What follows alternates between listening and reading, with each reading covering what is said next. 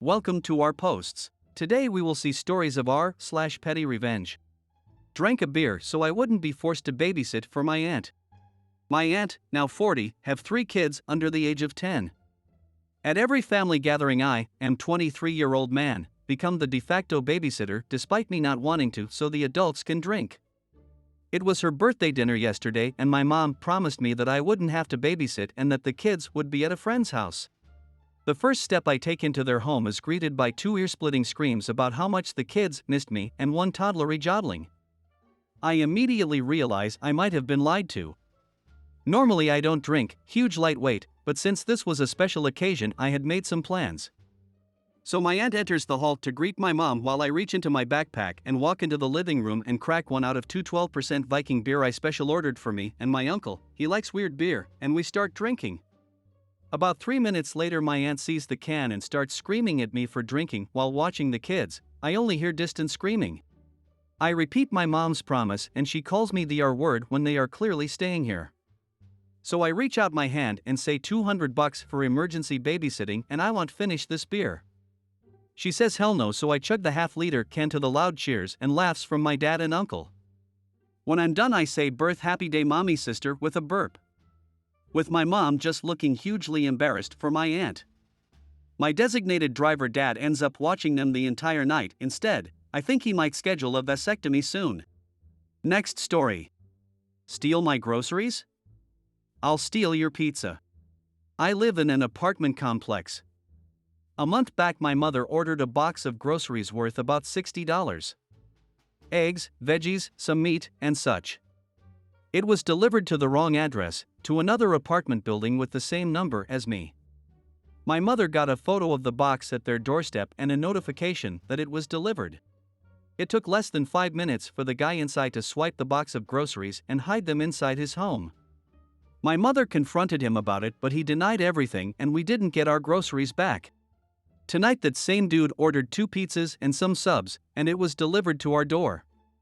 Since he stole all of our groceries that day, we kept the pizza for dinner tonight. The pizza was worth $24 in total, not even half the worth of the box of groceries he stole.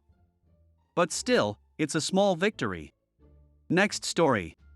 Revenge on my mother-in-law who was horrible to me for years and then decided she would wear the exact same dress as me to my wedding. I was looking at my wedding photos today and thought this community would appreciate my success. It's a bit long with all the background, so go make a cuppa and settle in. My mother-in-law hated me from the moment we met. Think evangelical Catholic meets goth atheist. I moved in with her son and had a baby without getting married, and she truly believed I was the devil incarnate sent to draw her baby boy into the depths of hell. There followed years of petty microaggressions, a constant barrage of manipulation and guilt-tripping and doing things like offering to watch the kids then pulling out half an hour before, or buying the kids a puppy when we expressly said no and then blaming us when she had to take the poor thing back. She pushed over my motorbike, turned up at my work, tried to rearrange the furniture in our house and constantly talked about God and Jesus in front of the kids and told them they were going to hell because they weren't baptized. I went VLC and things were quiet for a while. I never cared about getting married. I felt weddings were a waste of money. I'd rather have a boat or a new motorbike, but it was important to hubby, so I agreed, on the condition that it was not a church wedding. Apart from the generally problematic nature of the church, I experienced religious trauma growing up and I wasn't prepared to compromise. Hubby agreed and we started planning. 2 days after we announced our engagement, to much wailing, gnashing of teeth and general dismay, a priest arrived on our doorstep. He had been sent by mother-in-law to schedule a date for our wedding and book us in for premarital counseling. I was very nice to him, after all, my issue was with the institution, not this poor guy, and thanked him for coming and told him we wouldn't be requiring any Catholic services for the wedding. He looked sad and expressed he was a bit nervous to let mother-in-law know. I offered him coffee and sympathy, and that was the start of an unlikely friendship. I was fairly annoyed by this stunt. I talked to my hubby, who at that time was so far in the fog that he couldn't see a hand in front of his face. He didn't see the big deal and asked me to just let it go.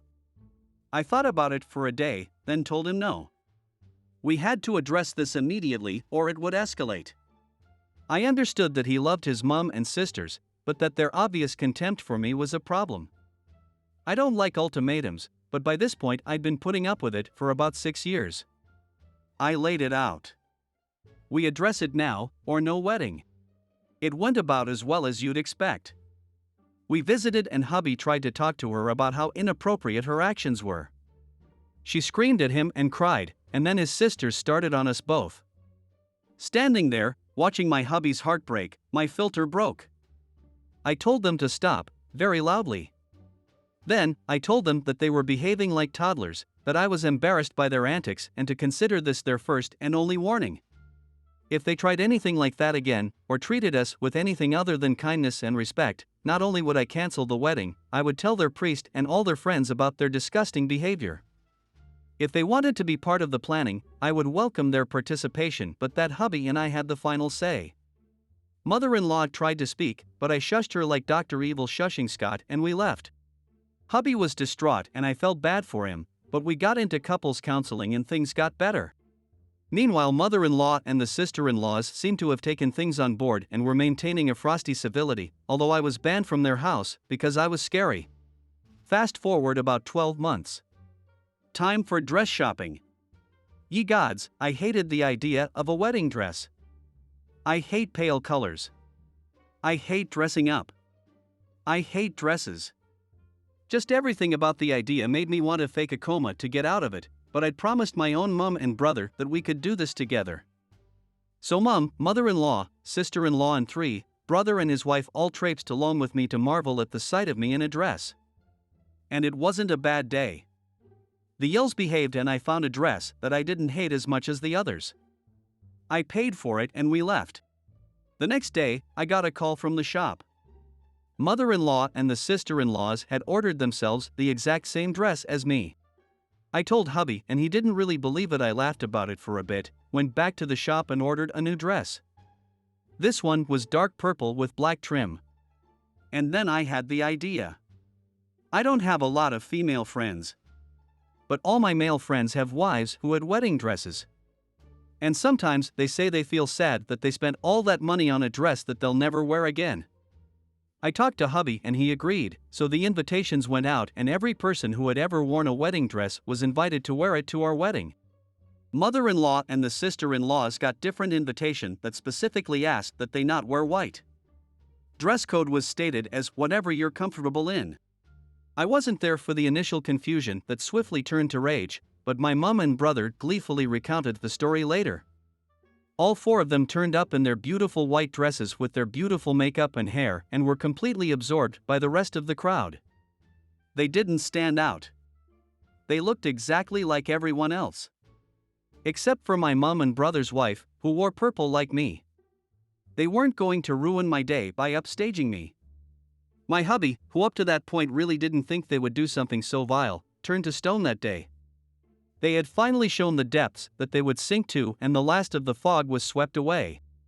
I turned up in the sidecar of a Harley. I did experiment with riding in the dress, but it didn't end so well and the shop had to make a few emergency repairs the week before, and I walked down the aisle to the Imperial March by myself. My brother was my maid of honor and his wife was my hubby's best man. Remember the priest? Well, he wasn't allowed to officiate outside a church as a priest, so he was our MC. This was the icing on the cake, because I saw mother-in-law's face light up when she saw him, until he introduced the marriage celebrant and handed her the microphone. We had a pagan handfasting, jumped over a broomstick and walked back down the aisle to Sweet Child O' Mine while our 2 kids played air guitar and danced ahead of us, and ignored mother-in-law and the sister-in-laws when they tried to get them to go over there. I came face to face with my mother-in-law at the door. She was incandescent with rage. She went to speak, but my hubby stepped forward, and he shushed her. Right in front of everyone. It was glorious.